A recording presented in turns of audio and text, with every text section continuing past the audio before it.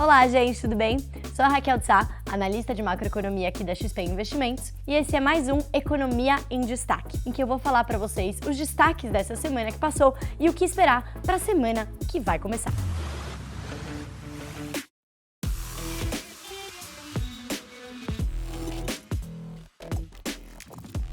Começando pelo cenário internacional. A semana começou com bastante expectativa de novo sobre uma vacina contra o coronavírus. Depois de que os testes da vacina que está sendo desenvolvida pelo laboratório AstraZeneca em parceria com a Universidade de Oxford serem retomados, que já trouxe um ânimozinho para os mercados, o laboratório Pfizer também anunciou que deve ter uma vacina disponível para o público no final desse ano. Atualmente, a gente tem um monte de vacina sendo testada. 9 delas estão na fase 3 de testes, que significa que é a última fase, depois que ela possa ser liberada e todos nós podermos ir lá no hospital, na farmácia, onde quer que seja, tomar aquela vacininha que a gente tanto gosta. Eu acho que o mundo nunca esteve tão animado para ser furado por uma seringa. Essa corrida pela vacina traz a gente para o outro destaque dessa semana, que foi o aumento do contágio pelo coronavírus e o que está sendo chamado de segunda onda na região da Europa. Porque a Europa está retomando a atividade econômica, assim como os outros países, principalmente desenvolvidos, mas há sinais de que essa recuperação possa estar perdendo um pouco de ímpeto, principalmente no sul da Europa, em países como a Espanha. Então, apesar de o número de mortes estar menor do que comparativamente aquela que ficou conhecida como a primeira onda de contágio, pelo fato de que a grande parte da população que está sendo contaminada agora são pessoas mais jovens, que não estão aí entre a população de risco. Mas apesar de tudo isso, o receio de que os países podem voltar a estabelecer medidas de isolamento social traz aí uma cautela aos mercados em relação à recuperação econômica na região da Europa.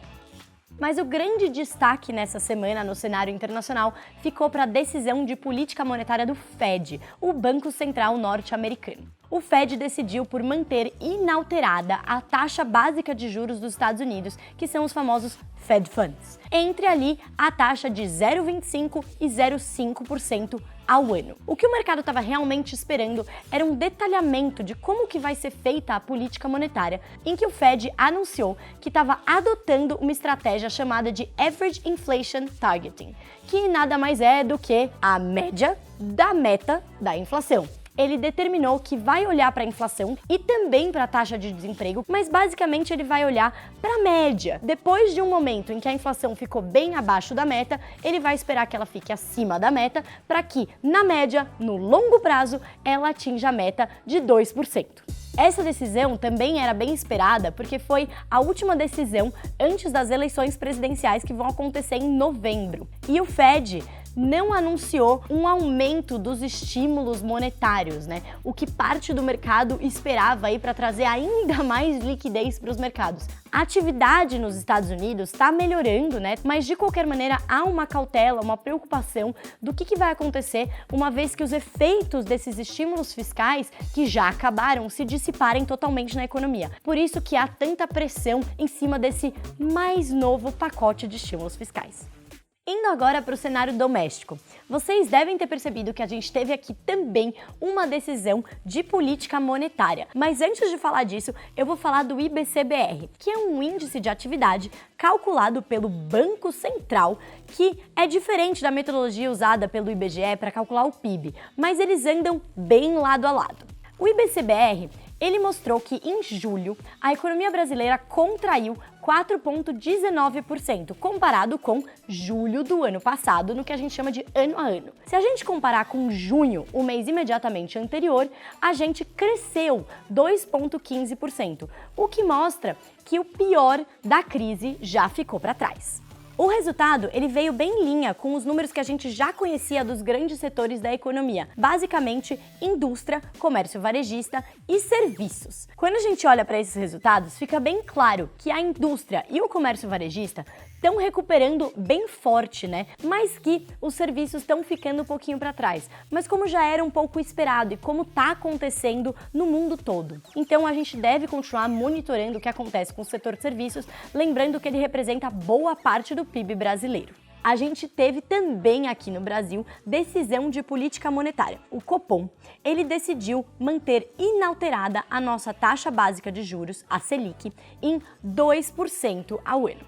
Os principais motivos, que levaram essa manutenção da taxa de juros no patamar de 2% incluem a economia global está melhorando, A gente está numa situação melhor do que comparado à última reunião do Copom. Mas, ao mesmo tempo, toda essa recuperação ainda pede bastante cautela no mundo e no Brasil. E todo esse contexto exige o que o Banco Central chama de um grau elevado de estímulo monetário. O Copom aí também trouxe no comunicado, depois da decisão de manutenção da taxa em 2% ao ano, que ele estava com certeza de olho aí na alta dos alimentos. Mas ele destacou no comunicado que essa alta é passageira. E a gente sabe que o motivo dessa alta está ligado a uma confluência de fatores, que envolve a alta da demanda aqui no Brasil, puxada parcialmente pelo auxílio emergencial, a alta da demanda internacional, principalmente lá na China, a alta do preço das commodities no geral, a alta do dólar, um monte de alta aí. O Copom destacou que todos os outros bens e serviços, que muitos deles ainda estão bem baixos, alguns apresentam até deflação, o que leva ao nosso IPCA, que é o Índice de Preços ao Consumidor Amplo, a ficar abaixo da meta de 4% ao ano para esse ano.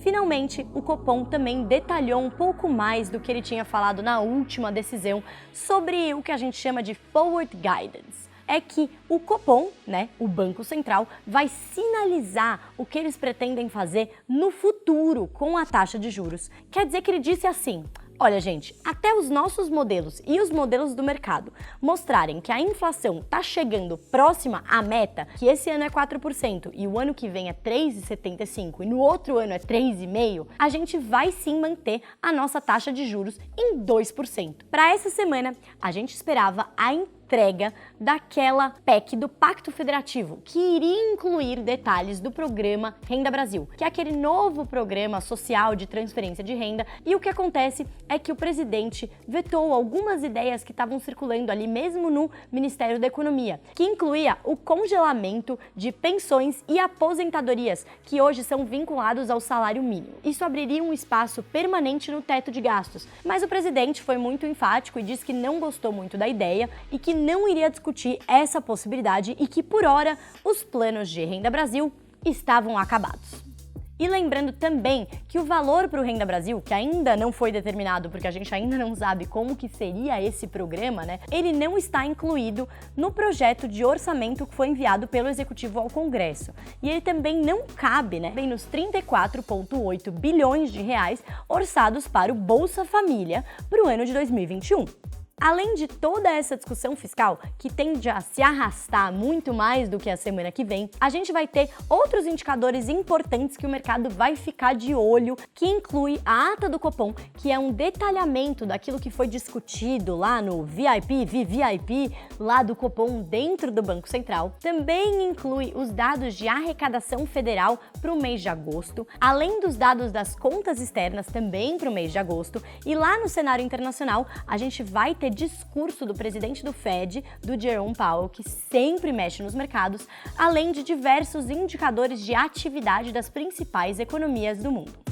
É isso, gente! Espero que vocês tenham gostado dessas atualizações e nos acompanhem no próximo Economia em Destaque.